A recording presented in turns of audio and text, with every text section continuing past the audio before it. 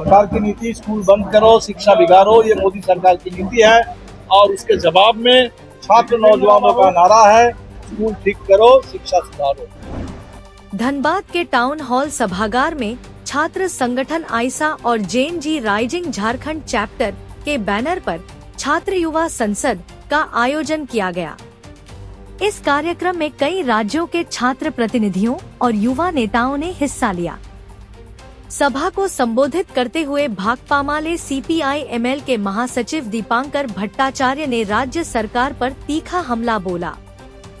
सरकार को इन गड़बड़ियों की त्वरित निष्पक्ष और न्यायिक जांच कराकर न्याय देना चाहिए। 37 करोड़ की युवा आबादी है, जिसे जेएनजी कहते हैं। नेताओं ने एकजुट होकर स्कूल ठीक करो, शिक्षा सुधारो का नारा दिया। युवाओं ने मांग की कि आंदोलनकारी छात्रों पर दर्ज सभी प्राथमिकियों एफआईआर को तुरंत वापस लिया जाए।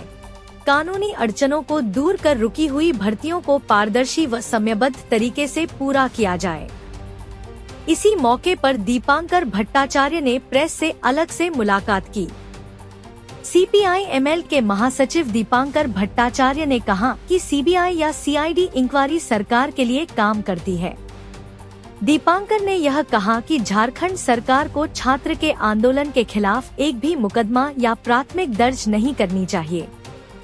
इस आयोजन में निरशा विधायक अरूप चटर्जी और सिंदरी के विधायक चंद्रदेव महतो भी शामिल थे। देखते रहिए विमर्श न्यूज। तो झारखंड में जेएनजी राइजिंग मतलब छात्र नौजवानों का जो इस समय एजेंडा है, जंतर मंतर और जयपाल सिंह मुंडा स्टेडियम के आंदोलन के बाद उस एजेंडे पर बात करने के लिए, और यहाँ से जो नारा निकला वो है स्कूल ठीक करो शिक्षा सुधारो। सरकार की नीति है स्कूल बंद करो शिक्षा बिगाड़ो। सरकार की नीति स्कूल बंद करो शिक्षा बिगाड़ो, ये मोदी सरकार की नीति है। और उसके जवाब में छात्र नौजवानों का नारा है स्कूल ठीक करो शिक्षा सुधारो।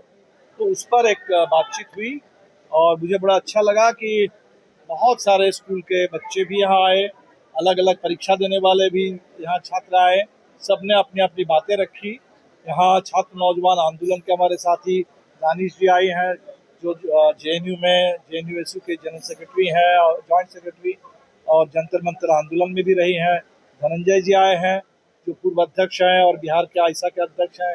नीरज जी हैं जो राष्ट्रीय स्तर पर इस समय महासचिव हैं आरवाईए के। संदीप जी हैं जो झारखंड के अध्यक्ष हैं। तो सभी साथी यहाँ उपस्थित थे और हमें तो लगा कि एक अच्छी शुरुआत हुई है पूरे झारखंड में इस आंदोलन को लेकर। शिक्षा और रोजगार में जेएनजी और मुखर हो रहा है, क्या लगता है? बिल्कुल, देश के लिए तो इससे अच्छी बात कुछ हो नहीं सकती। इस देश में एक समय था कि मोदी जी भी कहते थे कि डेमोग्राफिक डिविडेंड मिले, नौजवानों का देश है। आजकल तो डेमोग्राफी की बात ही नहीं करते। डेमोग्राफी की बात होती है तो हिंदू मुस्लिम और बांग्लादेशी की बात करते हैं। लेकिन इस देश में जो युवाओं का देश है और उस देश में जहाँ 37 करोड़ जेएनजी की आबादी है और नीति आयोग की अपनी रिपोर्ट के मुताबिक उसमें से 1/4 ना उनके पास शिक्षा इस समय है, ना उनके पास रोजगार है, ना उनके पास किसी तरह का भी प्रशिक्षण है। तो ये जहाँ उनको बेरोजगारी में धकेल दिया गया, वहाँ शिक्षा की बात, रोजगार की बात, और स्कूल के बच्चे भी, जहाँ स्कूल बंद हो रहे हैं पर डे 25 स्कूल देश में, वहाँ बच्चे अगर आ रहे हैं आगे, मिड डे मील को लेके बात कर रहे हैं, टीचर को लेके बात कर रहे हैं, तो मेरे ख्याल से इस देश के लिए इससे अच्छी बात तो हो नहीं सकती। सर, भाजपा की जहाँ सरकार है, जहाँ नीट का जो एग्जाम पूरे देश में हो, सर भाजपा की जिम्मेवारी है केंद्र सरकार की। राज्य में भी उसी तरह को देखने के लिए जहाँ पेपर लीक हुआ और भ्रष्टाचार हुआ, कई तरह की नौकरी बेची गई।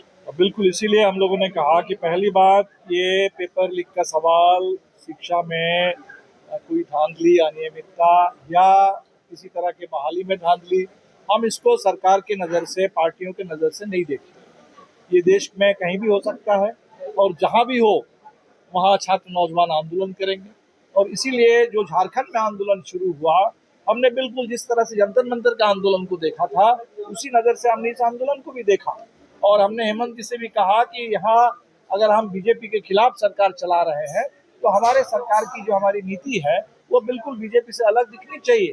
कि वहाँ अगर पेलेट गन चल रहा है, वहाँ अगर AK-47 चल रहा है तो झारखंड में दमन नहीं, झारखंड में छात्र नौजवानों से बातचीत करके इसका हल निकाला जाए। और थोड़ी देर जरूर हुई, लेकिन अल्टीमेटली बातचीत हुई। हालांकि उस बातचीत के बाद अब उसमें कोर्ट भी सामने आ गया, कोर्ट से एक स्टे मिला हुआ है। जो भी कानूनी अड़चन है, हम तो सरकार से कहेंगे कि सरकार तुरंत इसमें पहल लेकर के इस कानूनी अड़चन को भी ठीक करे और यहाँ के छात्र नौजवानों को पूरा न्याय मिले और दमन ना हो, यहाँ कोई उनके खिलाफ FIR वगैरह ना हो। जो आंदोलनकारी ताकते हैं उनके साथ सरकार पूरा सम्मान और उनकी सुरक्षा की गारंटी। नहीं, देखिए, हमें लगता है कि ये CBI जांच की बात तो बीजेपी वाले कर रहे हैं, क्योंकि उनको CBI से मतलब है। वही CBI है जिसके पास बाबूलाल मरांडी के जमाने का केस पड़ा हुआ है, आज तक कोई इंसाफ नहीं मिला। इसीलिए छात्र नौजवानों की जो मांग, वो CBI नहीं, वो क्रेडिबल इन्वेस्टिगेशन की मांग कर रहे हैं कि भरोसेमंद जांच। और भरोसेमंद जांच का मतलब है कि भाई कोई न्यायिक जांच भी हो सकता है, तो कोई न्यायिक जांच हो, ठीक से जांच हो। और वो CBI और CID मतलब किस सरकार के पक्षपात में होगा? सरकार की बात आप क्यों कर रहे हैं? आप बात करिए कि भाई छात्र नौजवानों को न्याय मिले और पूरी पारदर्शिता स्थापित हो और दूध का दूध पानी का पानी हो जाए। जो दोषी है, दोषियों को सजा मिले, जो पीड़ित है, पीड़ितों को न्याय मिले। झारखंड सरकार में सर आप भी है तो यहाँ शुरुआत होगा, झारखंड शुरुआत होगा यार। पहली बात, हम तो सरकार को बाहर से समर्थन दे रहे हैं, इसीलिए सरकार के अंदर हम नहीं है, बाहर से दे रहे हैं। लेकिन बाहर से दे रहे हैं तब भी सरकार के ऊपर हमारी पूरी नजर है। और हमने शुरू से कहा कि ये जो छात्र नौजवानों का आंदोलन है, ये सरकार के लिए एक परीक्षा है। ये सरकार के लिए एक परीक्षा है और सरकार को सिर्फ चुनाव नहीं जीतना है, ऐसे परीक्षाओं में भी पास करना। ऐसे परीक्षा जब किसान, कभी मजदूर, कभी छात्र नौजवान, कभी आदिवासी, कभी महिलाएं, कभी दलित, वो आपसे परीक्षा लेते हैं, आपसे जवाब मांगते हैं, आपसे हिसाब मांगते हैं, तो सरकार को उस परीक्षा में भी पास करना होगा। और इसीलिए झारखंड सरकार से हमारे तमाम साथी लगातार हम लोग बात कर रहे हैं कि तुरंत यहाँ बातचीत के जरिए जो हल हुआ है, इस पर कोई कानूनी अड़चन भी अगर है उसको खत्म किया जाए, छात्रों को न्याय मिले।